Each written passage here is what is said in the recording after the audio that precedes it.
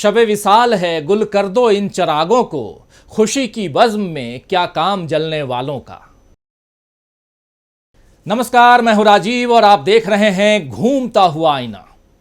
BJP Bharatiya Janata party से अब भारतीय जलन पार्टी बनती दिख रही है। राहुल गांधी की भारत जोड़ो यात्रा से लेकर जुड़ेगा भारत जीतेगा इंडिया की टैग लाइन तक कदम कदम पर बीजेपी की जलन और कुढ़न के कई लक्षण नजर आने लगे हैं। इस जलन में बीजेपी कभी इंडिया के नाम पर विपक्षी गठबंधन की खिंचाई करने की कोशिश करती है, कभी देश की सियासी परिपाटी को बदलने की तैयारी में नजर आती है।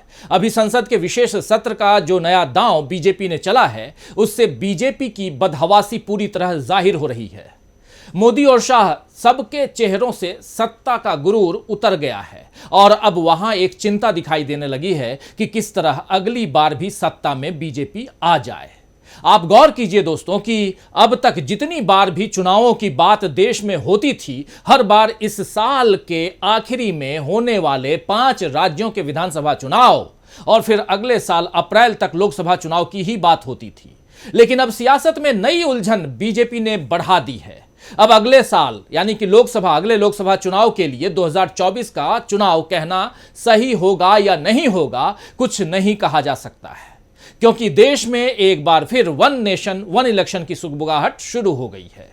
वैसे तो मोदी बहुत पहले से एक राष्ट्र एक चुनाव की वकालत करते आए हैं, लेकिन इस वक्त सियासत में इस चर्चा का खड़ा होना बेवजह नहीं है। मुमकिन है कि इसके पीछे मोदी कोई बड़ा दांव चलने जा रहे हैं।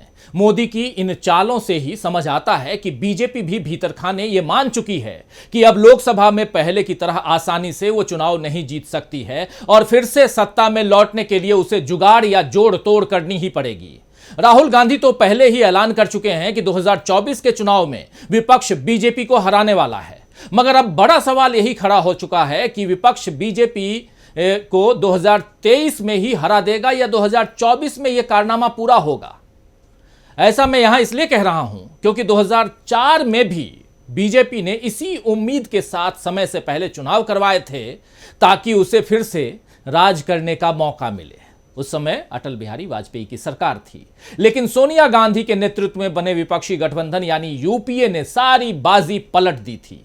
वैसे समय से पहले चुनाव कराने का एक दिलचस्प तथ्य यह भी है दोस्तों कि कांग्रेस ने 2 बार समय से पहले चुनाव करवाए, पहली बार 1971 में और दूसरी बार 1984 में, और दोनों बार कांग्रेस को बड़ी जीत हासिल हुई। लेकिन बीजेपी ने कांग्रेस वाला दांव चला तो 2004 में सत्ता से वो बाहर हो गई। अब सवाल यह उठता है कि 2004 का रिजल्ट सामने आएगा क्या? अगर फिर से मोदी वही कदम उठाते हैं तो देखना दिलचस्प होगा कि बीजेपी अपना इतिहास दोहराती है या नहीं, यानी हार कर सत्ता से बाहर होती है या इतिहास बदलते हुए वो जीत दर्ज करती है। मोदी अपनी तरफ से पूरी कोशिश कर रहे हैं कि किसी भी तरह सत्ता में बने रहें, लेकिन ये कोशिश अगर लोकतंत्र से खिलवाड़ की कीमत पर हुई तो क्या जनता इसे बर्दाश्त करेगी, ये देखना होगा। राहुल गांधी की अगर माने तो अभी इंडिया के पास 60% जनता का प्रतिनिधित्व है, यानी चुनाव से पहले वाला बहुमत इंडिया के साथ है।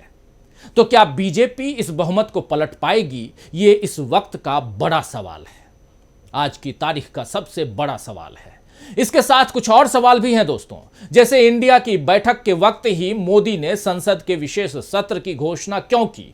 अडानी को लेकर इस बार जो नए खुलासे सामने आए हैं, क्या संसद के विशेष सत्र का उनसे कुछ लेना देना हो सकता है?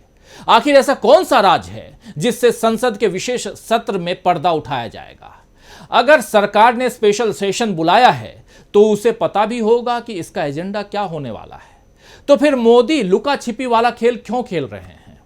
विशेष सत्र के ऐलान के साथ ही अगर वो उन मुद्दों का भी ऐलान कर देते जिन पर सत्र में वो चर्चा चाहते हैं तो क्या कुछ बिगड़ जाता?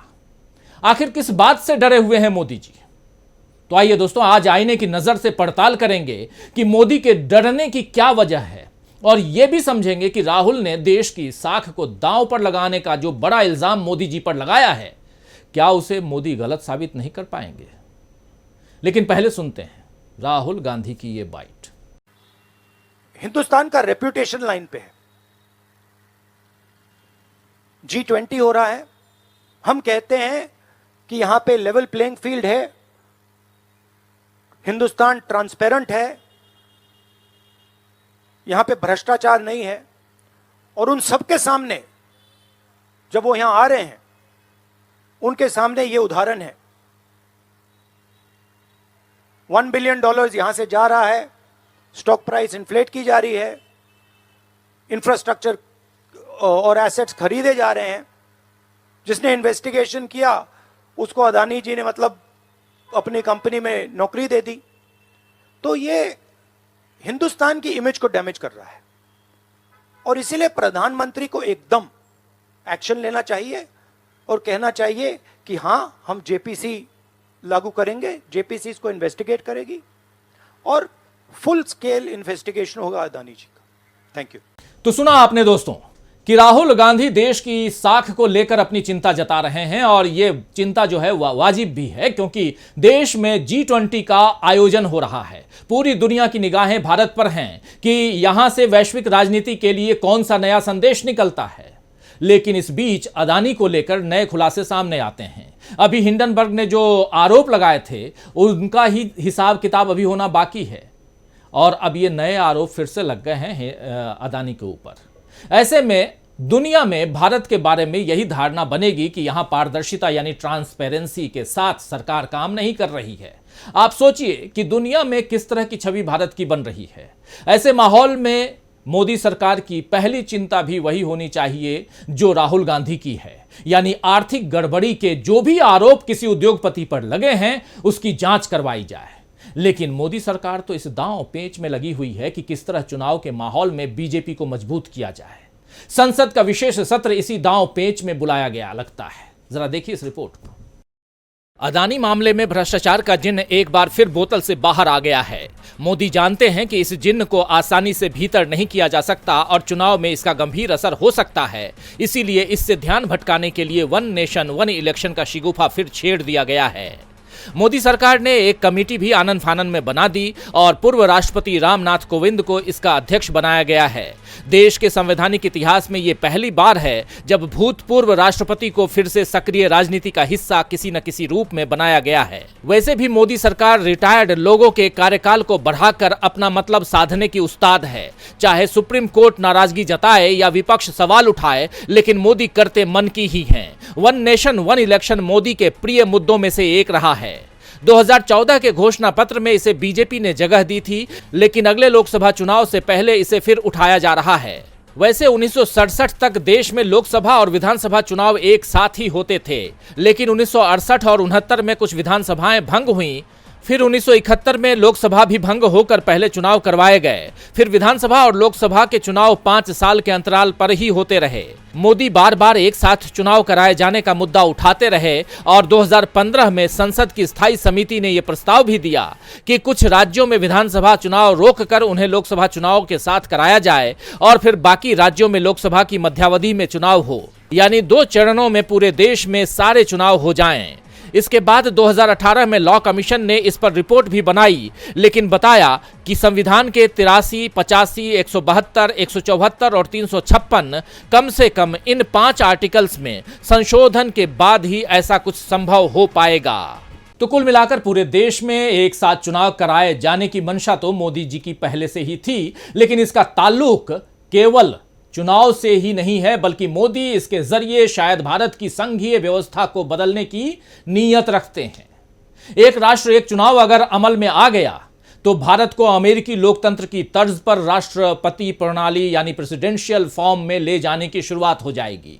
लिहाजा बहुत सोच समझकर भाजपा ने इस कमेटी का अध्यक्ष रामनाथ कोविंद को बनाया है, क्योंकि यह मुद्दा संविधान और संघीय ढांचे से जुड़ा हुआ है। अब सवाल यह भी है कि जब 2014 से मोदी एक राष्ट्र एक चुनाव की बात कर रहे थे, तो अभी इसे इस तरह से क्यों उठाया गया और क्यों संसद के विशेष सत्र का संबंध इससे जोड़ा जा रहा है?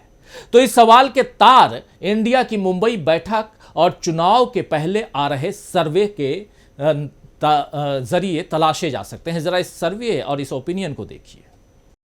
कांग्रेस और इंडिया गठबंधन ने एक बार फिर ऐलान कर दिया है कि इस बार बीजेपी को सत्ता से बेदखल करके रहेंगे। इंडिया के तमाम नेता अब एकजुट ही नहीं हुए हैं, बल्कि उनके सुर भी एक हो गए हैं।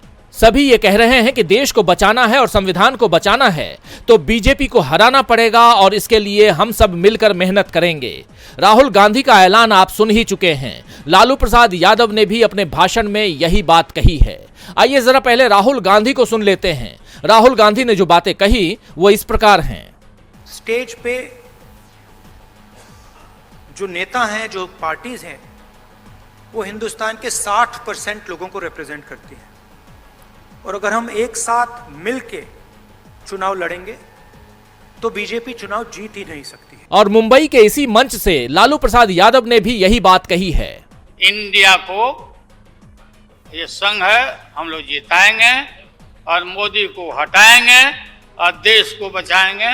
मुंबई से पटना लौटकर नीतीश कुमार ने भी यही कहा कि हम सब एकजुट हैं। सुनिए जरा। सब कुछ तय हो गया है और आज उसके बाद तो प्रेस कॉन्फ्रेंस करके सभी लोगों ने अपनी अपनी बात रखी भी, इसलिए आप सब लोगों को तो मालूम है बहुत अच्छा हुआ है और हम लोगों का बहुत तेजी से हम लोगों को काम करना है और केंद्र वाला तो पहले भी चुनाव करा सकता है, इसलिए हम लोगों को एकजुट होकर काम करना चाहिए। अब बहुत अच्छा मीटिंग हो गया, बहुत अच्छे वन नेशन की बात हो रही है। सेशन बुलाया गया है लोकसभा का, क्या आखिर ये क्या हो रहा है? अरे भाई, तो लोकसभा का बुलाया जा रहा है तो मतलब समझ रहे हैं ना।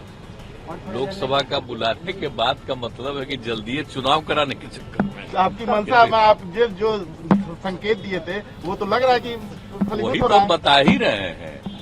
तो उसके साथ साथ ये भी डिमांड पूरे तौर पर करना न चाहिए। अभी जाति आधारित जनगणना क्यों नहीं केंद्र सरकार आज तो बोलिए ना, हुआ भी 2020 में न होना था।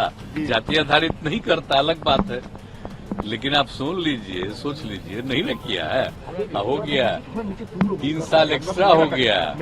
तो इस सब चीज को तो और हाउस में पूरे तौर पर बोलना चाहिए, इस सब चीज को रखा जाएगा कि काहे नहीं हुआ अब तक, और अब आगे होना चाहिए। तभी जो कानून बना रहे तो इसके साथ साथ ये भी बनना चाहिए। सर किस तरह से देखते हैं, एक राष्ट्र एक चुनाव की बात कही जा रही है? देखिए, कोई चिंता की बात नहीं, बहुत अच्छी बातचीत हो गई है। अब इतना आपस में बातचीत हो गया, अच्छा है और ठीक रहेगा। एकदम चिंता मत करें, बहुत अच्छे ढंग से हम लोग काम करेंगे, सब मिल के एकजुट में काम करेंगे, बहुत अच्छा रहेगा। तो इंडिया के नेताओं का आत्मविश्वास चुनाव से पहले आ रहे सर्वे से भी बढ़ रहा है। 15 जुलाई से 14 अगस्त के बीच इंडिया टुडे सी वोटर्स सर्वे के मुताबिक एनडीए का वोट शेयर इस बार 43% और इंडिया का वोट शेयर 41% हो सकता है। वहीं 2019 में कांग्रेस को कुल 52 सीटें मिली थीं और इस बार 22 सीटों की बढ़ोतरी के साथ 74 सीटें मिलती हुई दिखाई गई हैं, जबकि बीजेपी को 16 सीटें कम करके कुल 287 सीटें मिलने का अनुमान है। इसी तरह 15 जून से 12 अगस्त के बीच टाइम्स नाउ सर्वे में एनडीए को 42.60% जबकि इंडिया को 40.20% वोट शेयर मिले हैं। दोनों सर्वे एनडीए और इंडिया के बीच महज 2% का अंतर बता रहे हैं, जबकि इंडिया की तीसरी बैठक के बाद राहुल गांधी का दावा है कि हम 60% जनता का प्रतिनिधित्व कर रहे हैं। तो इसका मतलब ये हुआ कि अब इंडिया का वोट शेयर बढ़ सकता है। तो ओपिनियन पोल एनडीए को बहुमत तो दिखा रहे हैं, लेकिन ये जरूर कह रहे हैं कि इस बार इंडिया से बीजेपी को कड़ी चुनौती मिली है। वोट शेयर में इतना मामूली अंतर दिखाने का मतलब ये हुआ कि बाजी कभी भी पलट सकती है। मोदी बाजी के पलटने से ही शायद घबरा गए हैं और अब संसद का विशेष सत्र इसी घबराहट का नतीजा दिख रहा है। वरना देश में अडानी मामले को छोड़कर ऐसी कोई खास आपदा तो नजर नहीं आ रही है जिसका असर मोदी सरकार पर पड़ रहा हो। दोस्तों, मणिपुर 4 महीनों से हिंसा का शिकार बना हुआ है, बेरोजगारी बढ़ रही है, चीन हमारे सिर पर आकर बैठ चुका है, महिलाओं की सुरक्षा बड़ी चुनौती बन चुकी है, महंगाई किसी तरह रुक नहीं रही है और राहत के नाम पर सिलेंडर के दामों में 200 रुपए की कमी की खैरात सरकार बांट रही है। इन सारे मुद्दों को विपक्ष संसद में उठा चुका है और सरकार अपनी सुविधा से सवालों का जवाब देती है या फिर भाग जाती है। अभी मानसून सत्र भी सरकार के जवाब न देने की वजह से ही हंगामे की भेंट चढ़ा और आखिर में विपक्ष को अविश्वास प्रस्ताव लाना पड़ा। विपक्ष जानता था कि अविश्वास प्रस्ताव फेल ही होना है, फिर भी संसद की मर्यादा और महत्व सरकार को याद दिलाने के लिए विपक्ष ने ऐसा किया। लेकिन ऐसा लगता है कि मोदी सरकार संसदीय लोकतंत्र के सबक को याद ही नहीं रखना चाहती। बीजेपी ने अपने सहयोगी दलों को भरोसे में नहीं लिया, विपक्ष से कोई चर्चा नहीं की और संसद का विशेष सत्र बुला लिया। संसदीय कार्य मंत्री ने इसकी कार्यसूची तक जारी नहीं की है, तो सवाल उठना लाजिमी है कि आखिर देश पर इस वक्त कौन सा आसमान टूट गया जो मोदी सरकार को संसद का विशेष सत्र बुलाना पड़ा। अगर मानसून सत्र में ही कामकाज ठीक से किए जाते तो इसकी नौबत नहीं आती। संसद में यूसीसी पर चर्चा होगी या महिला आरक्षण को लेकर कोई नया ड्राफ्ट सरकार ने बना लिया है या फिर आर्थिक आजादी की तरह लोकतंत्र को आजादी दिलाने के नाम पर एक साथ चुनाव का विधेयक सरकार पारित करने वाली है, ये सारे मुद्दे कयासों में हैं। तो हमें यह नहीं भूलना चाहिए कि मोदी जी ने कोविड लॉकडाउन के वक्त भी सेंट्रल विस्टा का काम चालू रखा था और अभी सिंगोल रखने से लेकर पंडितों के साथ पूजा करते हुए पीएम मोदी ने इसका उद्घाटन किया था। इस आयोजन से राष्ट्रपति ही नहीं बल्कि संविधान की गरिमा भी दूर रखी गई थी। विपक्ष के दल इसका हिस्सा नहीं थे। मोदी जानते थे कि उनके इस फैसले पर फिर उंगलियां उठेंगी, लेकिन फिर भी उन्होंने सेंट्रल विस्टा का उद्घाटन किया। तो अब संसद के विशेष सत्र से इसका संबंध भी जोड़कर देखना चाहिए कि क्या सेंट्रल विस्टा में सांसदों की सीटें जो बढ़ाई गई हैं, क्या उसका कोई वास्ता वन नेशन वन इलेक्शन से है क्या, या ऐसी मुहिम से है क्या? क्या सेंट्रल विस्टा में सांसदों के लिए बढ़ाई सीटों से बीजेपी किसी तरह बहुमत हासिल करने का कोई जुगाड़ लगा रही है? क्या महिला आरक्षण को मोदी अपने फायदे के लिए पारित करवा सकते हैं? ऐसे कई सवाल इस वक्त सियासत में उठाए गए हैं और इन सवालों की टाइमिंग इंडिया के मजबूत होने के साथ जैसे मैच कर रही है। उससे समझ आ रहा है कि इस बार चुनाव में मोदी की साख दांव पर लगी हुई है, लेकिन पीएम मोदी जो हैं वो पीएम हैं, तो उन्हें चिंता देश की साख की होनी चाहिए, न कि खुद की। खैर, महान शायर जॉन एलिया ने ठीक ही फरमाया है कि आखिरी बार आह कर ली है, आखिरी बार आह कर ली है, मैंने खुद से निबाह कर ली है। तो आज के लिए बस इतना ही। फिर मिलेंगे खबरों के नए आईने के साथ। तब तक देखते रहिए डीवी लाइव। नमस्कार।